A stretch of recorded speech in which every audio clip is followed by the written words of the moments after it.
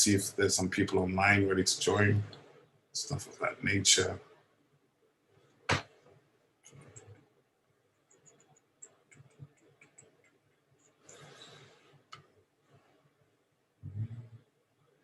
We just start. Should we just start? Yes, please. Okay. Okay.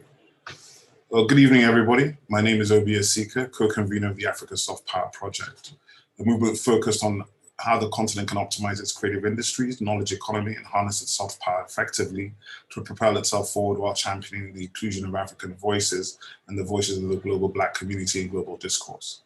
Our May edition, titled The Bridge, The Past, the Present, and the Future, has been specifically timed to begin on Africa World Heritage Day, which is May 5th, and end on Africa Day, May 25th. Our objective is to establish a celebration of Africa's contemporary industries within wider global conversations, and we therefore invite the whole world to join the celebration of May as Africa Month. Our second art section for the day is For Africans First, Looted, a view from the Edo Museum of West African Art. Through full reconstruction, the Edo Museum of West African Art, EMOWAA, aims to create an immersive experience for visitors while offering visitors the opportunity to better understand the true significance of these artifacts within the traditions, political economy, and rituals enshrined within the culture of Benin City. How will this project influence the global debate on the restitution of African art? Why is this project important for West Africa? And are there any negatives associated with the return of looted art back to their origins, be it in Egypt, Benin, India, or China? I should just add that the intention of the museum in Benin is to act as a repository for West African arts and culture, not just Benin art and culture. Joining us in what we're sure will be an engaging conversation are Adenike Cosgrove, Ed Kiezo, Nana Oforiatta, Ayim, and Barnaby Phillips. We're looking forward to their insights and perspectives. The conversation will be led by Dr. Chris Spring, artist, curator, and writer based at the West London Art Factory. We're glad to have him with us. I'd also like to thank our beautiful audience for being here today. And of course, big thanks to our media and strategic partners for supporting this event. Chris, over to you. Have a great conversation. Thanks very much, Obi, and good evening to everybody. It's a great honor and a pleasure to be here with moderating this next discussion in the Africa Soft Power Project series. Sad to say, one of our speakers, Inoti Ogbebo, could not be with us today. He is on the Benin Dialogue Group and also on the Legacy Restoration Trust, which is very much involved with the establishment of this wonderful museum in Benin City. But I'm very grateful and delighted that Ed Kiezo has joined us in his place. I'll try not to put him on the spot too much because he's only just learned of this and has very, very delightfully joined our group. But I would like to start, I think, without omitting Inoti altogether, because I've been following him on Instagram and looking at some of his wonderful paintings. He's obviously, as an artist myself, when I was working at the British Museum, I worked very much with contemporary artists, and I'm very much aware of how strong their voices are, I think, in a whole lot of questions to do with a variety of subjects in Africa, but around the world, which is partly why in the Africa galleries, we introduce the arts of Africa through the work of contemporary artists. I've written elsewhere about my experience of curating at the British Museum, curating Africa, which was by turns exhilarating and extremely difficult, I would say. But I do know that the artists whose work we commissioned for the gallery and who came into the gallery, they began to take ownership of it in a really important way.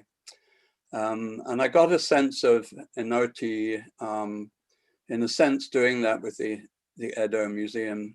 And I'd like to start with the title of one of his paintings, which was The Long and Winding Road Towards the Light. And it seems to me, for many, many years, there have been requests for restitution, reparation, repatriation, highly justified from African countries to have the return of their artworks that were looted during the colonial period. And in recent years, that topic has become very much more highlighted, I think, particularly by statements from European politicians, President Macron in France, the German government, stating that they would return many, if not all, of these artifacts that were looted during the colonial period. We'll go on a little bit later to discuss those bold statements by politicians.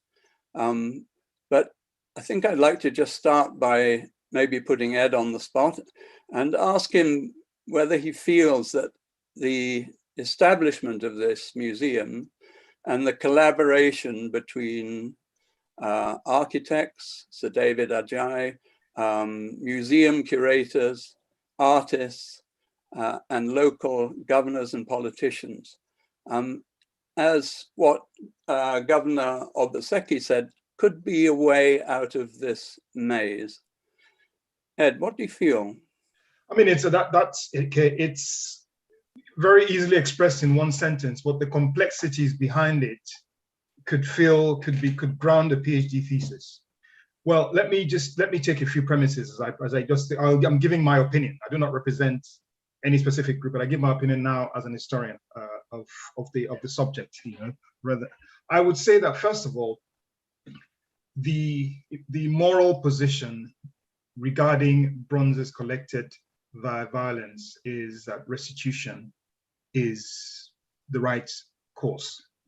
Now, we look at the provenance of ownership prior to removal, and the Benin bronzes, if that's what we're referring to, were held as items of the royal court. Now, being items of the royal court, naturally, by the moral position being that any restitution would require return to the original ownership. That's one position. Having said that, at the time they were removed, the political situation was certainly different. There was no National Commission for Museums and Monuments.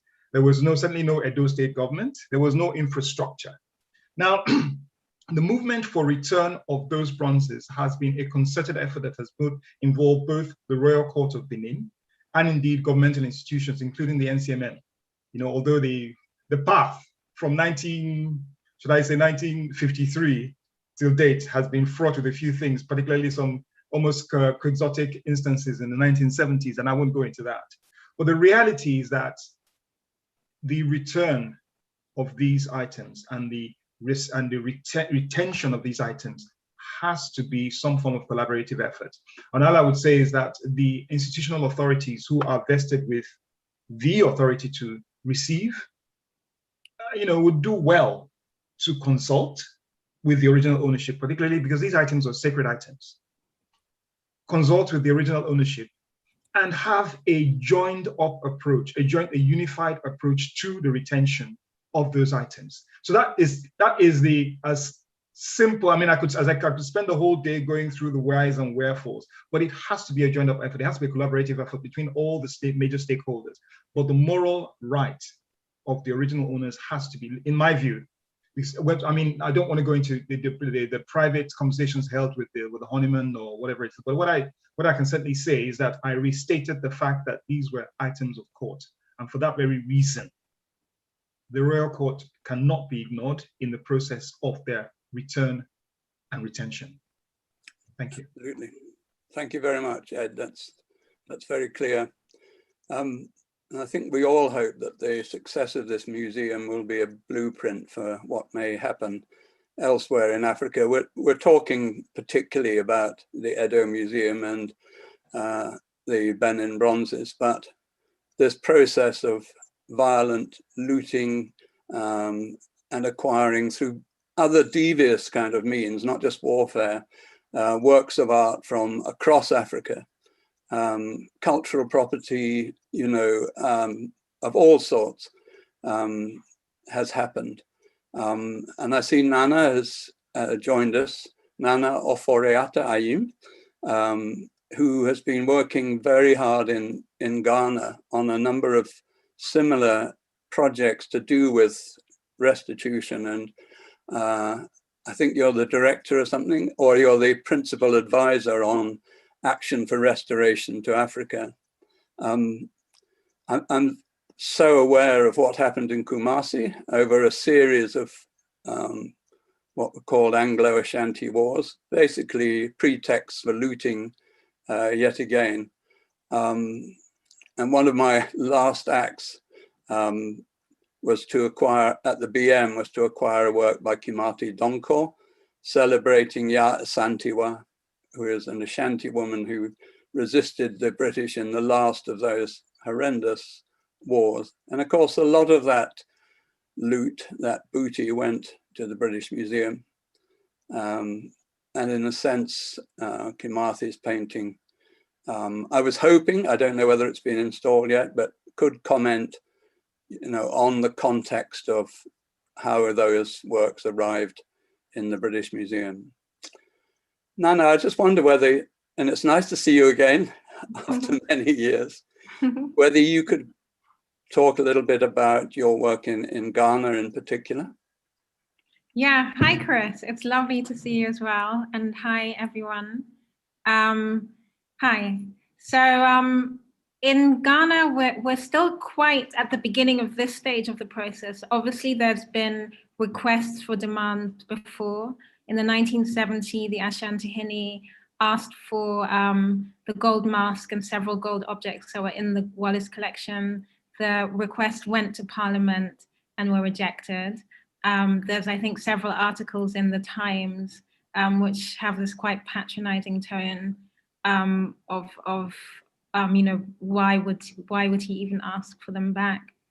And since then, well, since the last couple of years, I've been working alongside a couple of people here in Ghana. What we've been doing in the last year is starting an inventory of the objects that are held in Western museums on the one hand, and on the other hand, speaking to the communities that these objects were taken from, and asking them, you know, what does the absence of these objects, you know, what kind of shadows, or what does the absence of these objects mean to you? What would it mean to have them returned? Where would you like them returned to? You know, would you like them returned to you directly? Would you like them kept for you in a national institution? I think a lot of there's so much onus has been put on what Western museum directors think, what Western you know, writers or curators, etc., think, and so little has been put on, you know, what actually the communities that were traumatized in part, you know, by the, not just obviously the taking of objects, but, you know, the whole kind of colonial violence that happened, but what does it mean, or what would it mean to have those objects returned, and the greater conversation around that. So it's actually my focus and my concentration, to be honest, is at the moment more here, and what would it mean, and how would these objects be reintegrated? It might not necessarily be in a kind of carbon copy of a Western museum. Yeah. It might be something altogether different. And I think for me, the most important thing is finding out what that would be in the most integral way possible. The conversations with Western museum directors are ongoing. I've been talking to Hartwig Fischer at the BM. I've been talking to Tristram Hunt. I've been talking to different people, smaller museums as well, like the Pitt Rivers. But again, the most important conversations I've been having have been here at home. You've won this wonderful project. Is it the mobile museum, where you take a mobile museum to the communities to find out what they feel, you know, and this is an amazing project. Can you tell us a little bit more about that? I'm aware you have to leave early, Nana, so I want to... Yeah, I'm sorry, I have to arrive late and have to leave early. Before you go. Yeah, well, very briefly, it's actually, I think, the project that I've got the most fulfillment out of so far in anything that I've done. It's a mobile museum that travels into all the communities across the regions of Ghana. And I've been doing it for a few years now, and every time we go around something else, we discover something else. And it's as much or even more about listening and discovering than it is about exhibiting. And there's so much exchange that goes on. I learned so much the idea is to, in a way, deconstruct this idea of the curator as authority. And it's really a project of collaboration. There's co-curation with people. We discover things and objects and artworks as we go along, stories and narratives. And every time we do tour with the Mobile Museum, another layer uncovers itself. So it's a really incredible project, and it's thrown so much question on the idea of the static, monolithic museum that's really serves mostly the center, mostly the cosmopolitan center. Yeah. That's great. You're also, you established this Institute of Arts and Knowledge, is that right? Yeah. Can you tell us a little bit about that as well? So Anno, actually I already had it in some form when we were working together at the VM. So it was, but it was Africa 05. Yeah, Oh, actually I'd already had Anno as a kind of concept, but it's only since I've come back here to Ghana that it actually has taken shape and form as a constructed institution. But yeah, it's under Anno that the Mobile Museum happens. We also have this Pan-African Culture Encyclopedia, which is also looking at reframing archives of Pan-African and diasporic culture. I did the Ghana Pavilion at the Venice Biennale 2 years ago under Anno as well. And it also works at the interface between government and communities as well. So it's quite pluralistic, multifaceted. And that goes hand in hand with your filmmaking, novel writing, and so on. Yeah, exactly. That's very, very impressive. Yeah, I don't know, do you work at all with the Mancha Palace in Kumasi? Yeah, actually, I'm in conversation with them, and we'll be meeting someone called Tom Tom, I think at the end of this week, to discuss more with them. I mean, what's great about the Mancha Palace is it's so intact. I don't know if you've been to the museum. Yes, no. Palace, but it's, it's impressive to what extent the museum and the kind of cultural heritage have been kept intact. So yeah, it's a very important aspect of things. My friend and colleague Julie Hudson has been working both in Benin and Kumasi. When I joined the BM, I was sent off to North Africa because nobody else wanted to work there. And after that, I worked my way down the East African and Southern African coast. So I only actually arrived in West Africa when I was doing, I think with Atakwami, a project in Kumasi, one of those, what were they called? The arts projects that Robert Loader. Oh yeah. Yeah. Triangle arts. Yeah. And Atta and I, it was just an incredible experience in Kumasi. But Julie has been doing a lot of the work with museum colleagues in Nigeria and Ghana, but also in Kenya, Uganda, where I tended to work down in Tanzania, Mozambique, South Africa, and so on. So I didn't get over to Nigeria until quite late on, working with BC Silver on another of those triangle projects. But yeah. Before you go, I'm going to put you on the spot as well, Nana, and see what you feel about some of the statements that have been coming from European politicians, in particular President Macron and his bold statement of returning all the looted artifacts that are in French museums to Africa. I think that was greeted with a kind of mixture of feelings. I don't know what your sense is about that. Is it empty rhetoric, or has it taken the debate forward? Has it moved us along that winding road that Inoti talked about? I mean, I'm kind of sad that I have to leave because I'm so curious to hear what everyone else thinks about this as well. But I mean, obviously it's politics. I mean, we can't deny that there's politics and that there's, the idea of influence and retaining a kind of influence that's waning. I think definitely that's part of it. But at the same time, I think getting someone like Felwine on board to do the report and also Benedict Savoy, he didn't get, he could have easily hired people who were, not as radical as someone like Fermin. So I think that in itself, working alongside people that have integrity in their practice, is a sign that there's something behind it, even if there is kind of some cynicism as well. At least having the people who are actually doing the work involved in the process is something that's positive, because obviously it has moved the debate on quite a lot in the last couple of years. But again, my concern is not so much with the West, it's not so much with Western politician and institution makers. Having worked a lot in North Africa, and particularly Algeria, I was rather fed up that he adroitly sidestepped that part of Africa. A little bit too close to home, I think. But that's another conversation.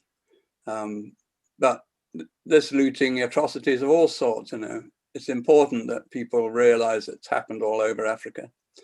And I'm not just talking about the looting of artifacts, cultural property,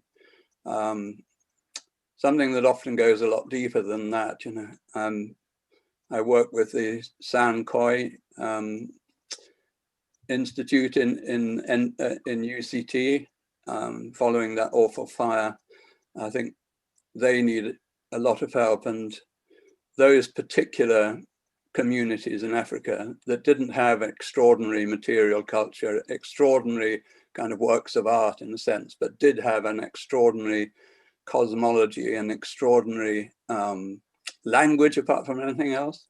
And a lot of that was looted in more of a kind of slightly subversive way, right from the start of the Dutch arriving in the Cape. But that's another question. But I think it needs to be considered along with things that are much more obviously military loot and repression in that discussion. But Nana, thanks very much, and do interject. This is just a conversation. We're trying to keep it as informal as possible, so everybody do just cut in when you like.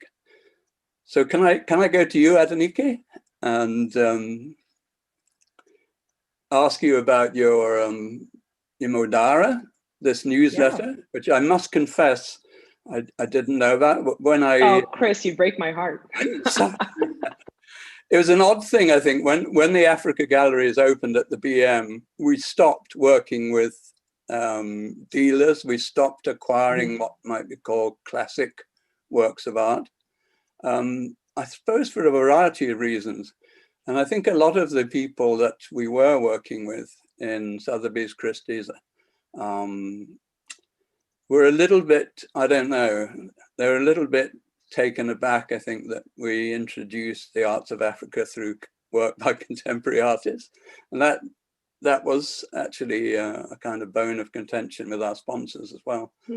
But also that perhaps we gave a lot of emphasis to textile traditions, to ceramic traditions, which perhaps, and I think that they're coming back, but at the time they weren't so important in the African art market as they are today. I just wonder what the African art market seems to me to be going from strength to strength, both in your, well, actually you deal both with contemporary and so-called classic African art. I'm just wondering what your feelings are about this whole debate about restitution and repatriation, and if it did go ahead wholesale in the way that President Macron, for example, was talking about, or even in a smaller way with gradual restitution to the Edo Museum in Benin, what kind of impact would that have on the art market and what you do? Yeah, I mean, first of all, what is the art market? But as Ed said, he's absolutely right. Morally, it's simple. If an item's been stolen, it should go back to its rightful owner. And I think, often in this debate, however, we hear from politicians, we're hearing from scholars, academics, curators, government officials, but rarely do we hear from the dealers that are involved in this field, that have been involved in this field. And even rarer still, do we hear from the collectors that have been collecting African works of art, classic, over many decades. And what we try to do in Dara is to give a voice to the collectors and to the dealers, to share that passion. For me personally, I honestly only discovered Benin bronzes about 7 years ago, when I went into the basement of the British Museum for the first time, and I saw these works, and I'm like, oh my God, seriously? My people created this? How do I not know about this? So we launched the website to, really raise awareness of all of this amazing classic work, because I feel the market is increasingly, pivoting towards contemporary. And in 2019, we conducted a survey of collectors of African art, really to ascertain what the impact of this restitution debate would have on collecting habits and on the market. And interestingly, 20% of the collectors that we surveyed, it was close to 300 respondents, 20% believed that they would find good deals because of the restitution debates, which is really interesting. Potentially, that speaks to the fact that there might be more private sales, one-on-one deals between collectors, things that aren't exposed to the market, so more deals to be had. Potentially, it might be because 11% of collectors stated that they're moving away from African art because of the restitution debate. So as more people are moving away, there's more opportunity to potentially purchase these artworks, meaning that 20% could potentially find good deals. And then another 20% said that they feared that the restitution debate would have a negative impact on their collections. So I think a lot of the debate has been focused on the art that's in institutions, in museums and public institutions, but there is an impact on the private market, and it's impacting the decisions that collectors make. One collector in the survey said, look at the benefit, the success that the tribal art market has had and produced culturally, that there is an interest in modern art today because of the monetary value and the growth of the tribal art market, as he described it. Another collector stated that, first, as a collector and a lover of historic arts of Africa, I believe in repatriation and restitution. In my view, there are clear examples of objects so important to a nation or community that should be returned. However, the vast majority of African art outside the continent is not as clear-cut. And I think these comments speak to some of the anxiety that collectors are starting to feel, the anxiety of the impact that this restitution debate will have on their collections. Where does it stop? How do we define loot? How do we define where something's been collected under duress? How do we know if something was willingly given or taken from a community or from an individual?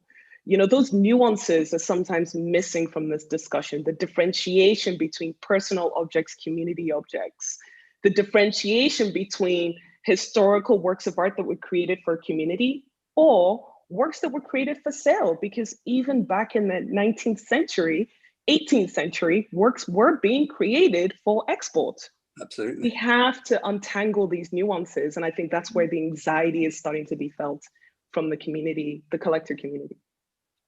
Yeah, that's great. I mean, I remember at the BM when, as an artist, I made that decision that we'd introduce people through the works of contemporary artists, but they had to be artists who were working in long-standing traditions, as many contemporary artists are. And that was a way of giving people a sense of the dynamism and the longevity of these traditions in Africa. I think when I started working in the museum, it almost felt as if Africa was sort of frozen in time, and what you call classic African art, which actually only comes from a tiny snapshot of African history, mainly relating to the colonial period. Obviously, the works from Benin are an exception. But one of the things I tried to do in the Africa galleries was to get the deep past into the galleries, hand axes, rock painting, and so on. These extraordinary traditions that go back many thousands of years, to give people a sense of that dynamism, that longevity, you know.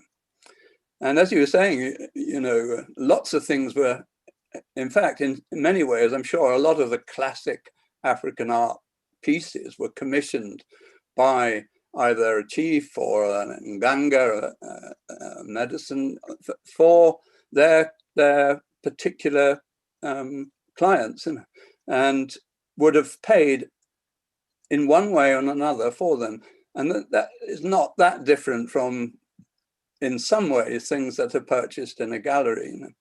Also, people talked about, when I started at the BM, as somehow something made for sale was somehow not really African. You know.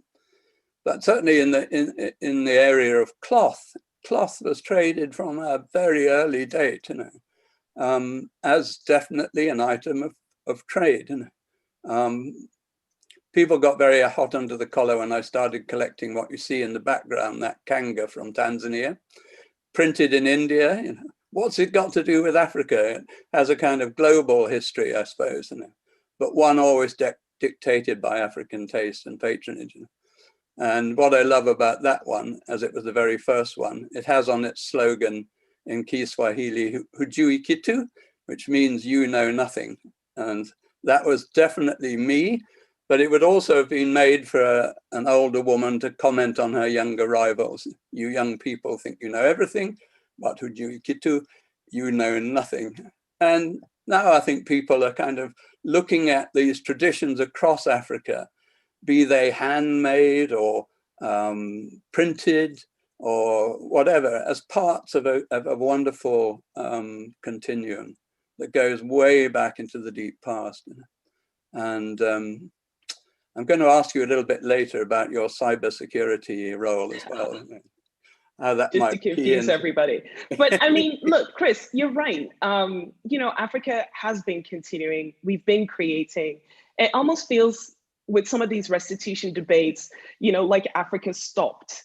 And oftentimes we forget about the art as well. And yes, this is cultural. And certainly with Benin and the bronzes, it goes beyond the art, right? This is history. These are ancestors. These are, you know, it's culture, but it is also about the art. And, you know, we need to remember that. And we need to remember that it's artists that created it and it is continuing. And we need to untangle all of these nuances. And certainly Barnaby, you know, in your book, one of the things that you uncover are those stories of what the collectors have started talking about, where potentially there will be more private deals and objects will be hidden because of this debate. Yeah, no, I've spoken to dealers here in London, and they're very worried about the future. If you talk to Sotheby's, Christie's, likewise, there's concern, there's recognition that the world has changed. And I think this takes us back actually to something that Ed and Nana was saying. If we look at the Edo Museum of West African Arts, the world has changed so dramatically in the last 3 or 4 years. The issue, the politics, everything that will determine the success of this museum is in Nigeria. It's the interactions of the Oba, the federal government through the National Commission of Museum and Monuments, and the state government, Godwin Obaseki. And we're already seeing tensions and rivalries and jealousies. And unfortunately, if you're looking at it on the downside, there's the possibility of those tensions increasing as the idea of this museum becomes more tangible. But if we're looking at it from the optimistic side, it's very, very clear that in Nigeria, and I dare say it applies to Ghana as well, for the first time since 1897, it is Nigerians themselves who will determine the fate of perhaps the majority of the Benin bronzes. The ball is in their court. They know it. Talk to the Legacy Restoration Trust. They know it's up to them to make this happen. In fact, ironically, they are inundated with too many small Western museums who want to return their Benin bronzes. They don't have time to talk to them. They have to prepare the groundwork politically, financially, on the ground in Nigeria. That is the enormous challenge. And it's not going to be easy, but it's going to be fascinating to see what happens. I remember in your book, Barnaby, you talked about the power dynamic shifting, and that's absolutely true. I just want to give a quick plug to your book. loot, which was one of two books looking at how the Benin bronzes were horrendously acquired by force during the colonial period. The other one is Dan Hicks's The Brutish Museum. And they're very interestingly different. I mean, both of you talk about certain museums being rather stuck in a bind by Act of Parliament, and other museums more free to act, you know, like Cambridge and I think the Horniman to a certain extent. And Ed, I know you were working with the Horniman Museum on their collections, is that right? Yeah, well, I was part of a consultation group that was put together to discuss the future of the Benin bronzes. And obviously the Horniman's perspective was very, very readily accepted that some of those items were collected via violence, and that was the very reason why it was important to them. I mean, if you look at the ethos of even the founder of the Hornimans of Quaker, so you can imagine his own moral platform, was in consonance with the decision to take it back. But the reality is that it was the question of the ultimate fate of the items was a legitimate conversation to be had by them. But I have a response that I would always give to this, that if you decided to return them, return them. You know what I mean? I mean, the moral question, look, the fact is that if it was not yours to acquire in the first place, return them. You know what I mean? I don't want to use an analogy I used in a workshop last week. I'll keep that for a private conversation, but we just return them. The reality is that if it is returned, it returns to the responsible authorities. It behoves upon them. And I think with the amount of noise, and Barnaby's nailed it, that there's been so much conversation about it. I think the thing is that even are the institutions ready to receive them? That's a separate issue. The reality is that they have to be returned. The question is, the process of return is what we now deal with at ground level, and we will deal with it. Because I think the days when we simply took these things for granted, the eyes of the world are upon us. So I think the days when we took this for granted and just maybe did not value the items is past. Will the energy be there in the next 20, 30, 40 years?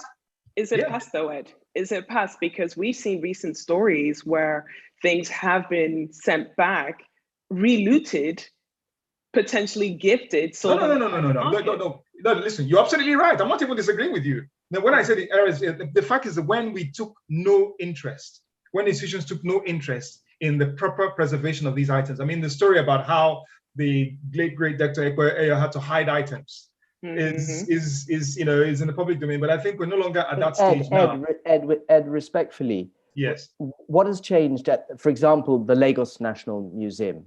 The official statistics there show that the majority of people who attend are school children on compulsory visits. They don't have a choice, they have to go.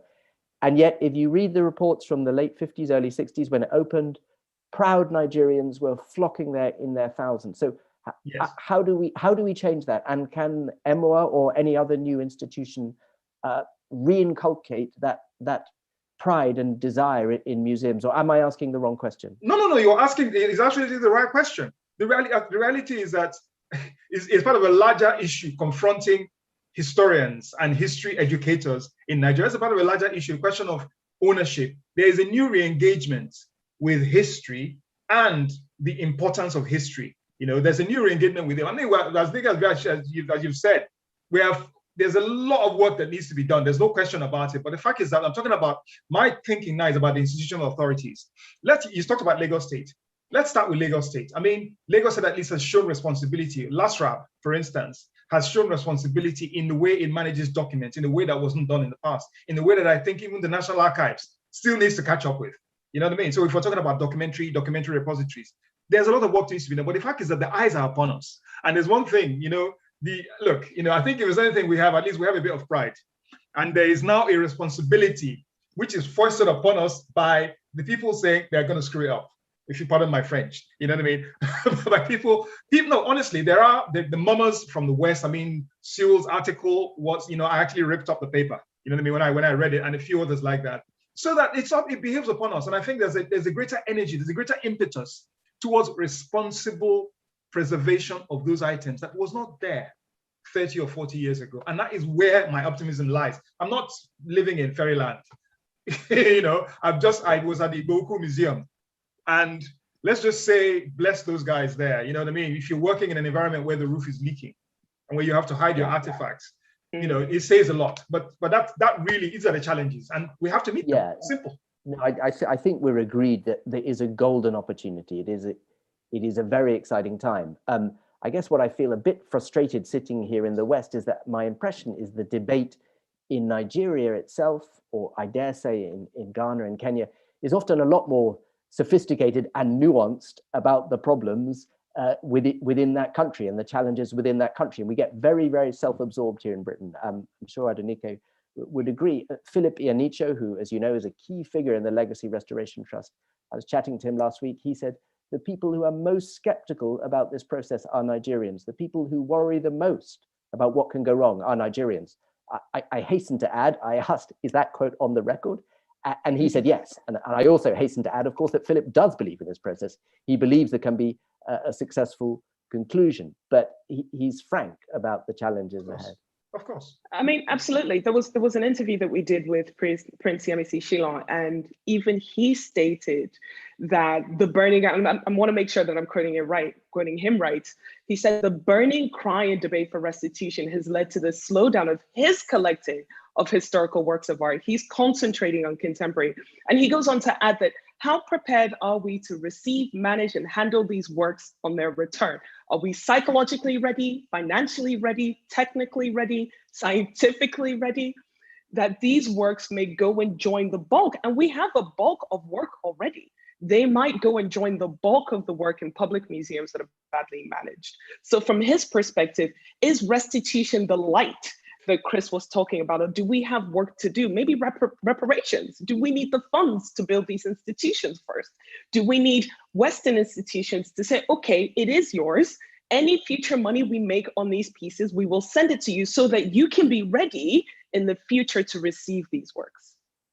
Yeah, and then just to follow up from what you said, part of the, I mean, as I said, I do have to be careful what I reveal based on conversations I had with the Honeyman, but what I would say, for instance, is that a legitimate conversation can be had about the basis upon which return shall be made. There is absolutely nothing morally wrong with that, because if your intention is to return and you're saying, look, I'm giving it to you, but can we discuss how it will be retained, and can we agree on how it will be retained? I know there will be people who will say, well, listen, it's still none of your business. Well, there I would probably leave that team and stand in the middle and say, no, actually, it is the business of the person returning, who's been holding on to it for 100 and something odd years, saying, look, please, I would like it to be kept like this. Can I ask you to keep it like this and keep it and retain it in this form, and I will assist in this form. I think this should be inbuilt mechanisms as part of the return process. It won't solve all of it, but it's to solve part of the problem. Sorry, Barnaby. Ed, I think in fairness to the people in the Legacy Restoration Trust, they would agree with you 100%. That their message is, look, if you just want to hand something back because you feel guilty, people within the Legacy Restoration Trust have told me, look, frankly, if Godwin Obaseki put up a shed behind Government House in Benin City, there are some of these Western Museum curators who are so embarrassed by what they have, they'll just hand it over. They don't care. And the Legacy's message is, we don't want to hear from those people. They can go elsewhere. We want to hear from people who will give us a solution that will work for decades to come, and that will enable people to appreciate the meaning of, enjoy the meaning of these objects and get value from these objects. They don't want the bronzes from the Church of England. I'm sorry. You know, I saw the news about the two bronzes. The Church of England saying they're going to, those were, again, those nuances. Those were two bronzes that were made for the market. They were not looted. They are not historical pieces. And it detracts from the message and the debate that we're having right now. So collectors looking at that are saying, okay, so what do they really want? What do you want? Because if you're excited about these pieces, then I better not expose what I have, because it's not really clear what this debate is about. And the bronze casters of Egon Street, who are trying to make a living using the same wonderful techniques for hundreds of years, they precisely need to sell those high quality works of tourist art, if I can call them those, to the Church of England or whoever it is. That's their livelihood today. The Oba is no longer their exclusive patron. And that's part of the dynamism of the arts of Africa. You know, the debate about what's a fake and what is just an incredibly well-made imitation, if you like, of an earlier artwork. But one thing, Barnaby, I know you mentioned in your book is Acts of Parliament and so on. I'm kind of intrigued. I know there was a lot of debate about that Holocaust Act in 2009, I think, which was particularly to do with Nazi enforced auctions of art collections belonging to Jewish families in Germany. And there was one famous case in 2018 when one of these Benin royal heads, I think, was returned to a family in Germany and was promptly auctioned again.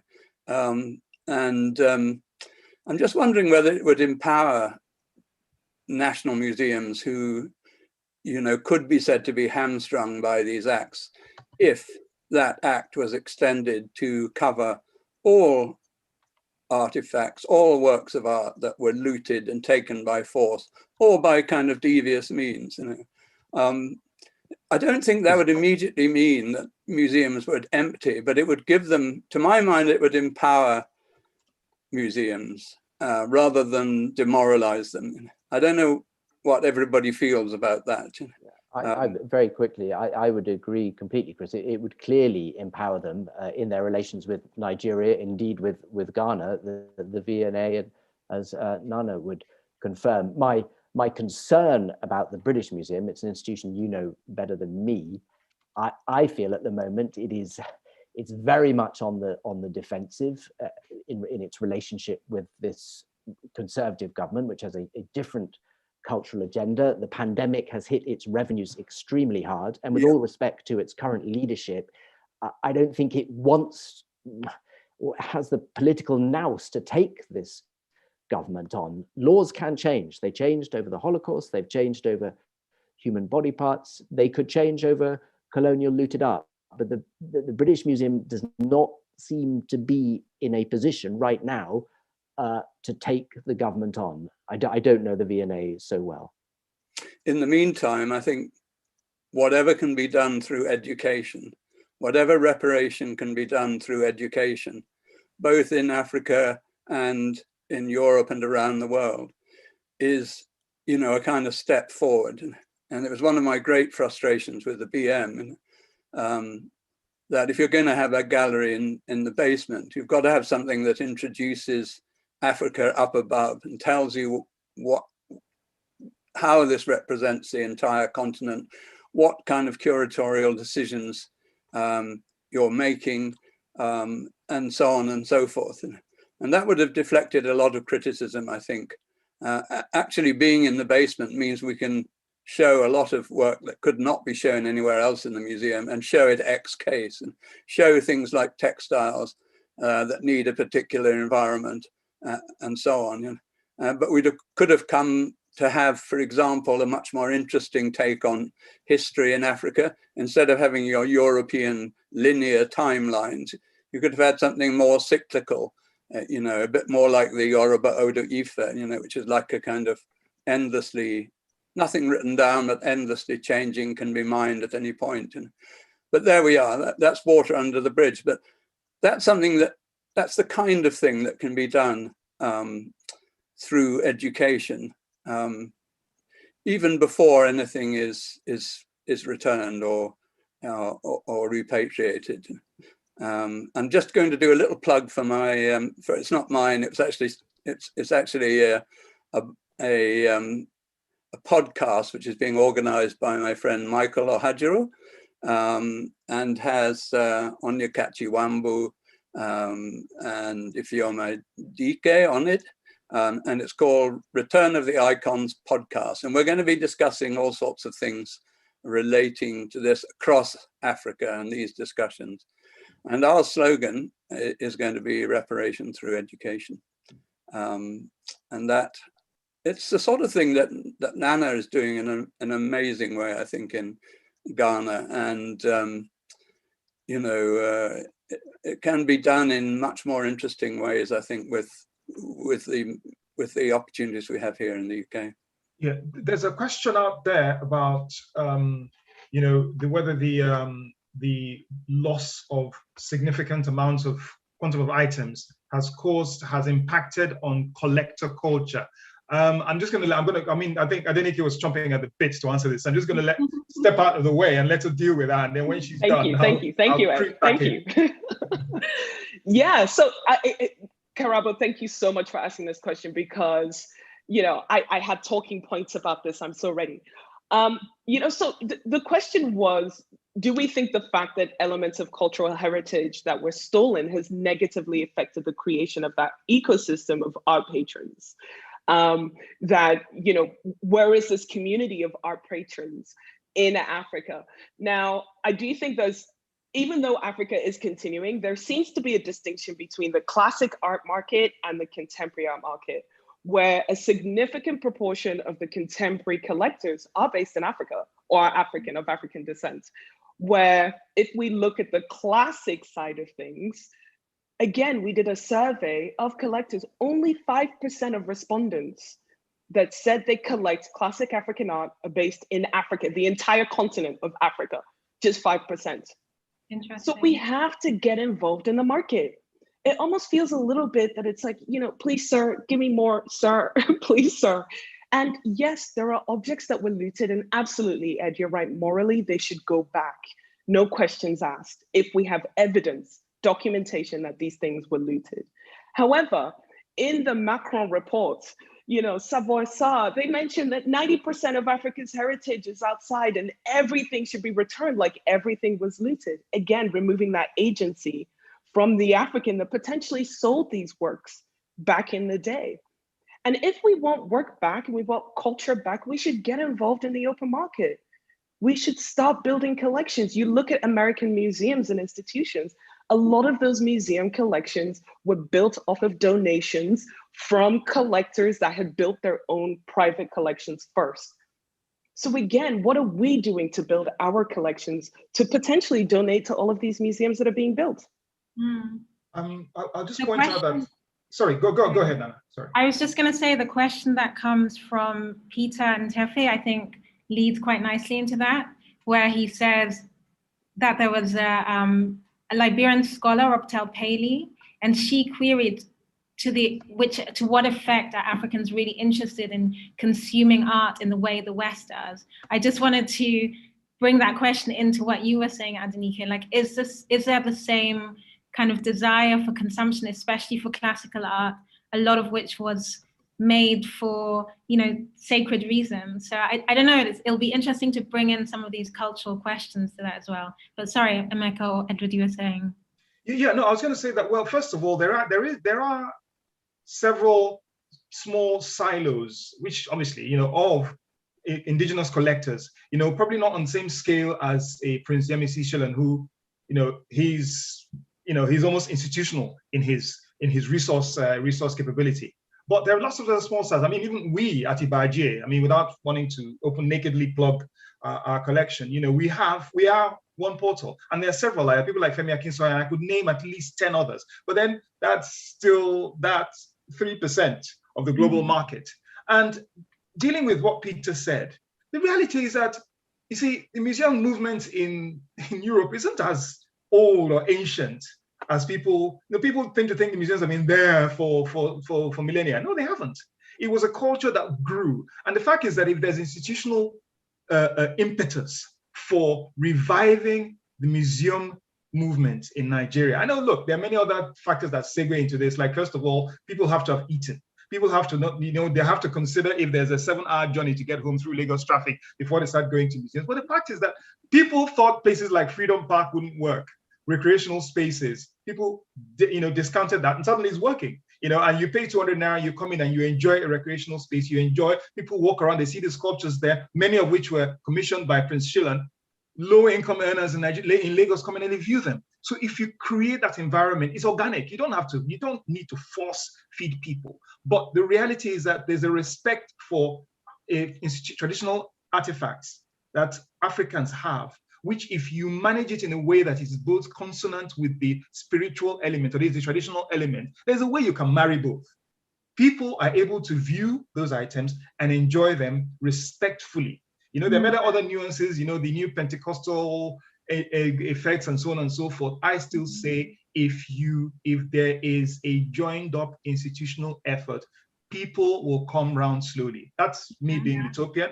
But, Nana, you can speak to this. You've seen it work. How haven't you? Yeah, absolutely.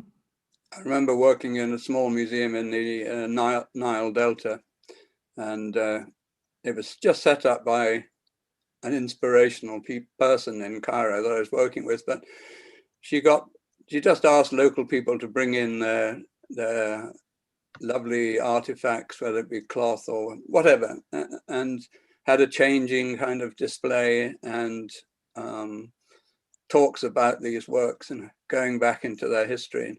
And it just worked beautifully. I think that's sort of what you were talking about, Nana, and your mobile museums. Is that right? And kind of energizing the community to really be part of what was going on in the museum. Maybe you missed that one. I would say on the Benin bronzes, if we listen to both what the current Oba has said and his father, and indeed the governor,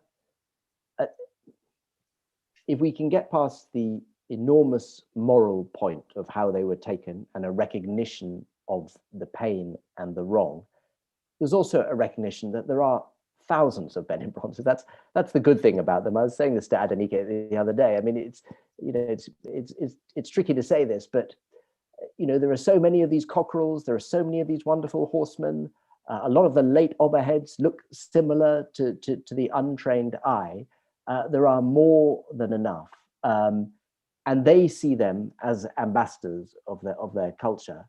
And I don't think they envisage a world in which every single thing goes back to Benin City or is confined by Nigerian political boundaries. They envisage a world of greater equality and sharing, in which great Western art is going to West Africa, it's going to Benin City, it's going to Kumasi. Why not?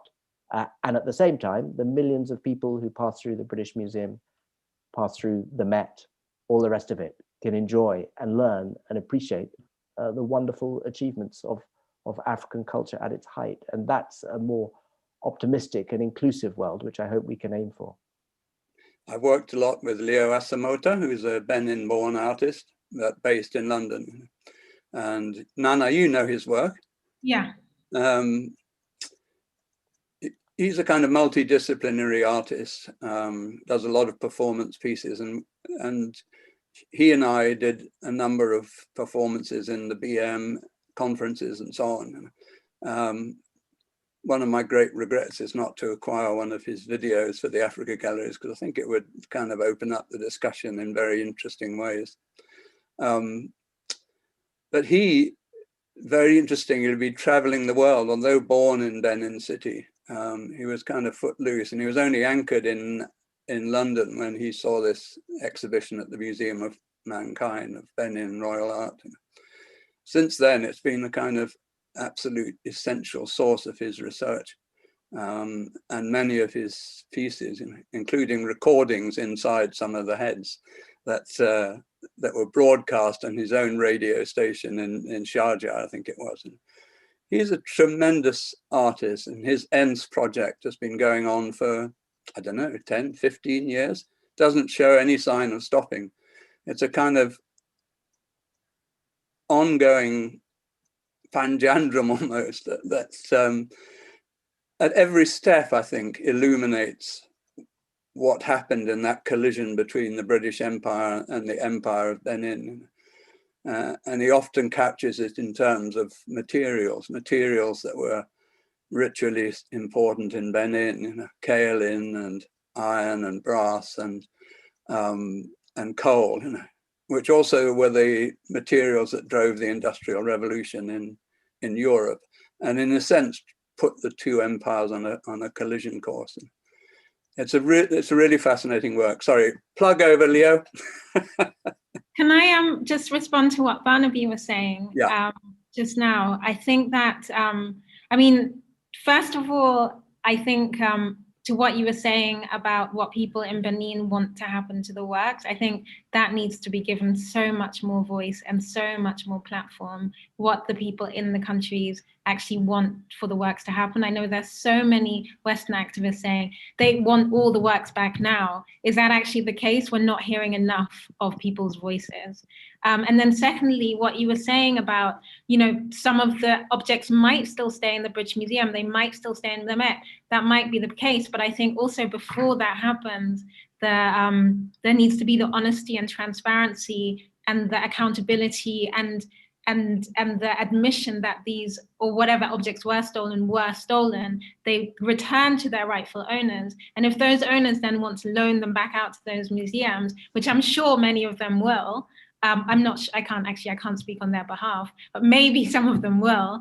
I think then why not? We do live in a kind of a world of global exchange. So just to say that, and then to Adenike, I was wanting to say that I think the points that you bring up with the idea of collectors, private individuals is such an important part as well as of the conversation, which I've actually never heard anybody bring up before. So I think as well, I hope that we hear more of your voice as well in this debate in terms of the role of private collectors and individuals as well.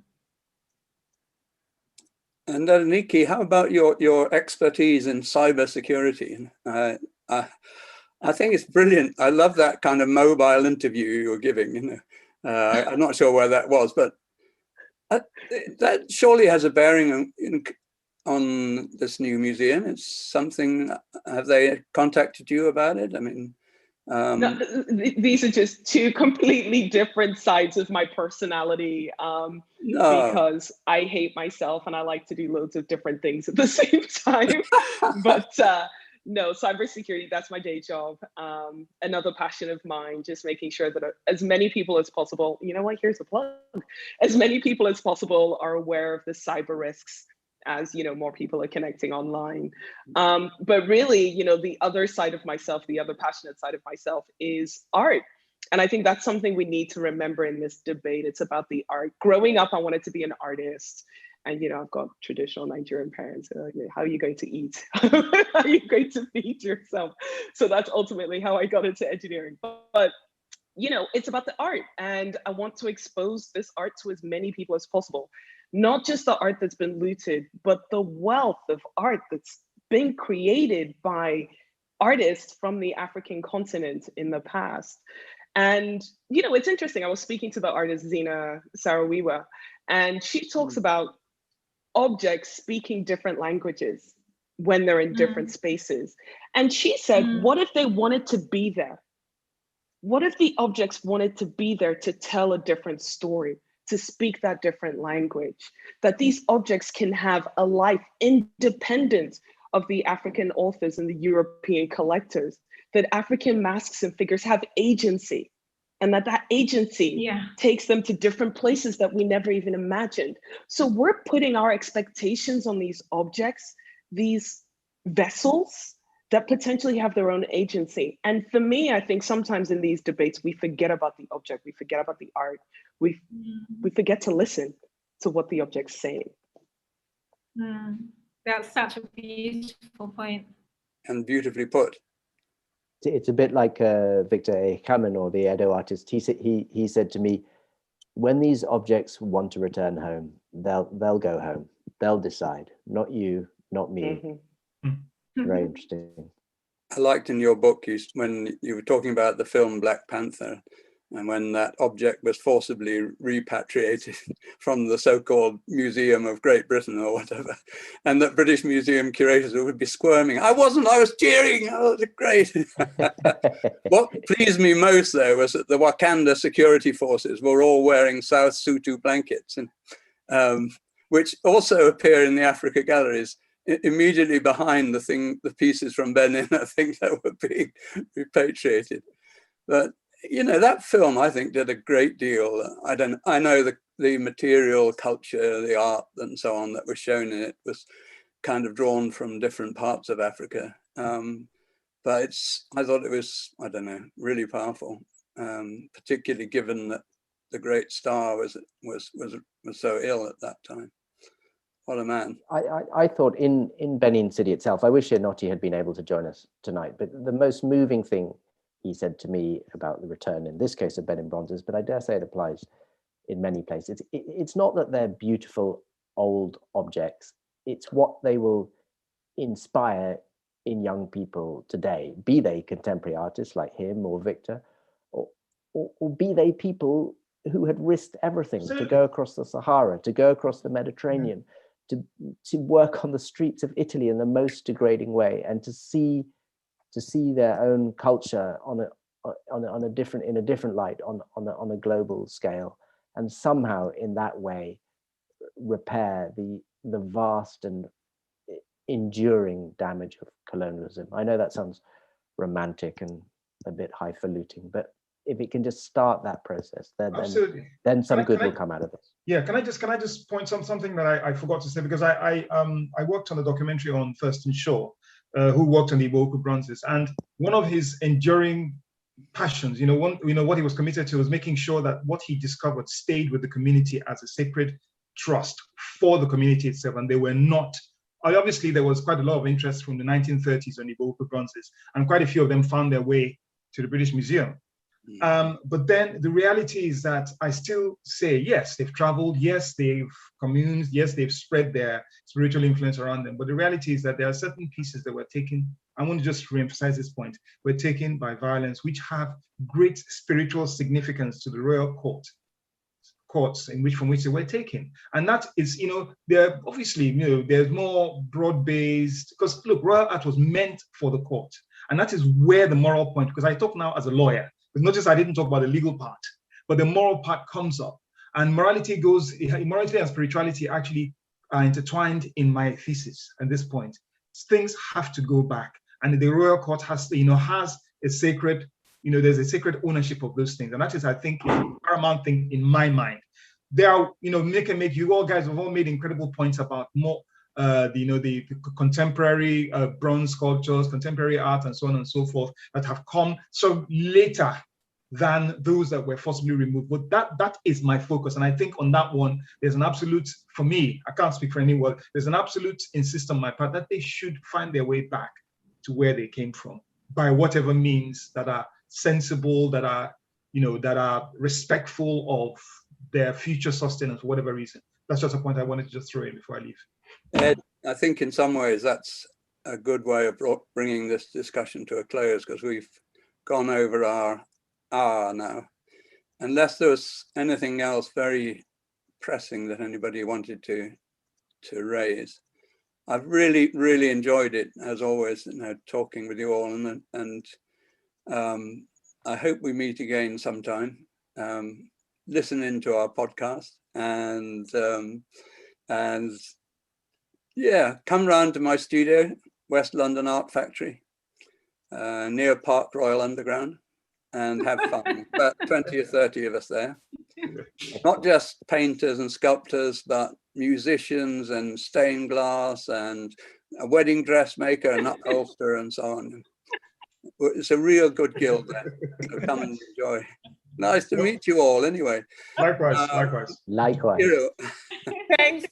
Thank you, Chris. This has been crazy. It's amazing, you guys. I think everybody has to actually say something to close, and also pitch whatever you want to pitch right now, because we're doing that. So Barnaby, tell us about the loot and what you want to do with it. Adenike, Nana as well, please do your last minute things and let's round up. Thank you so much, people.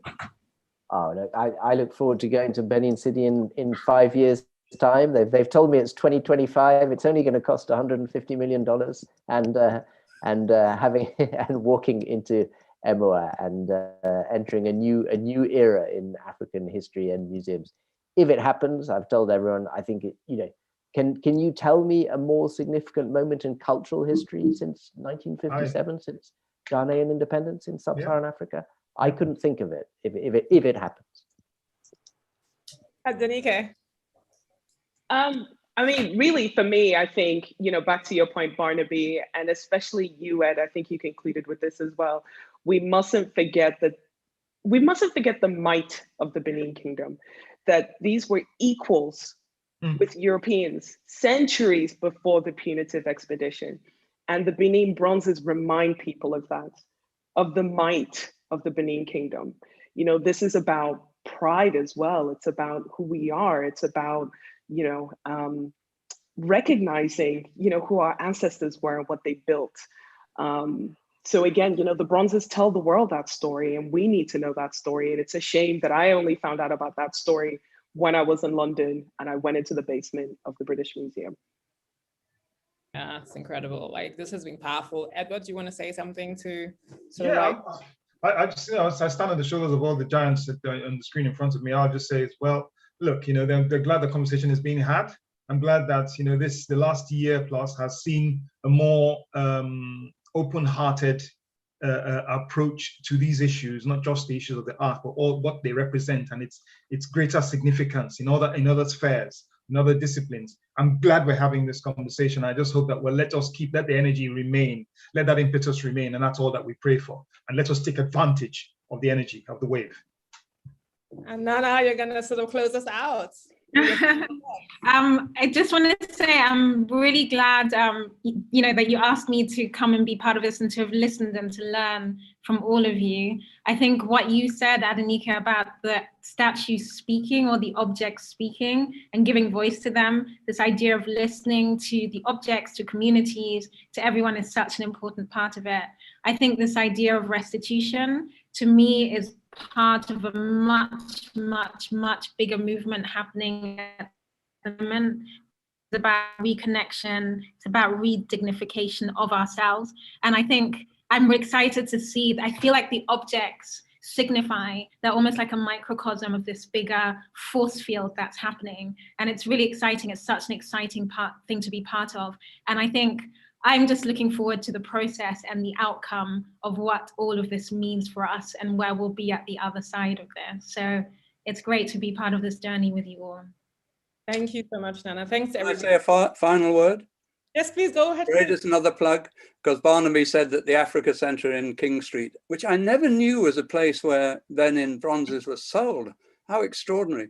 But anyway, I've been a trustee of the Africa Centre in our new home in Southwark, 66 Great Suffolk Street, where many of the debates that we were talking about just now and generally in the soft power project are taking place. We have this fabulous new building, 2 big railway arches and a block in front of that. The cafe is going to open soon. We've got a 1.7 million grant. And it's a place where these conversations, as they always were in the old Africa Centre, can continue. Thank you so much, Chris. Thanks for Thanks, that. everybody. Obi, you want to close up and let's close it for today. Yeah, I just wanted to say thank you to everybody for coming through. I thought it was a really great conversation.